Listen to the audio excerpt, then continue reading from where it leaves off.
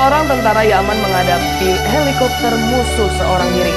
Dari jarak dekat, tentara tersebut menembaki helikopter yang diduga milik Amerika Serikat itu menggunakan senapan serbu. Seusai diserang, helikopter tersebut langsung terbang menjauh dari lokasi. Video tentara Yaman menyerang helikopter musuh itu diunggah di media sosial X Software News pada Selasa 6 Februari 2024. Dalam video terlihat tentara itu berlari ke arah helikopter yang mendarat di dekatnya. Ia pun langsung membidik helikopter tersebut. Tanpa ada balasan apapun, helikopter itu justru kabur dan menjauh dari lokasi.